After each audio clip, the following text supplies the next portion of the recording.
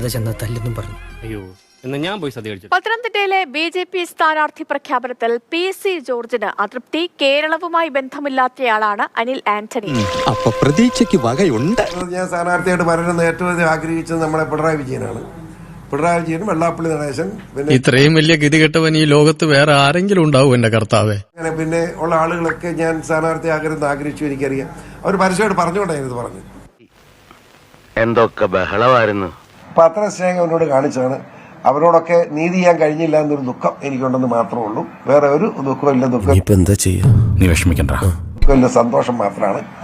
തീർച്ചയായും ഈ അനിൽ ആന്റണി അത് ഈ കേരളത്തിൽ എല്ലാവരും വേറൊരു ഗതികേട്. പത്തനംതിട്ട അനിൽ ആന്റണി അറിയുന്നവരില്ല.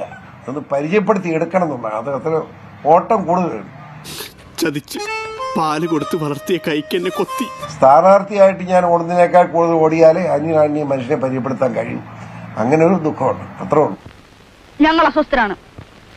ഈ വ്യവസ്ഥിതിയിൽ ഞങ്ങൾക്ക് വിശ്വാസമില്ല. ശ്രമകരമെന്ന് മാത്രമല്ല, വലിയ ടഫാണ്. കാരണം ഈ ആളെ പരിചയപ്പെടുത്തി കൊടുക്കണം ജനങ്ങൾക്ക്. അതാണ് വലിങ്ങേറി വന്നേക്കുന്ന അങ്ങോട്ട് എന്റെ കൺമുമ്പിൽ അങ്ങനെ വന്ന് നീ പെട്ടുപോയാൽ നിന്നെ ഞാൻ തുപ്പും. അതാണ് അങ്ങനെ വലിയൊരു നഷ്ടബോധമുണ്ട് എനിക്ക്.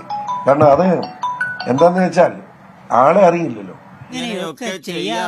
അറിയിക്കാതെ ചെയ്യാമോ?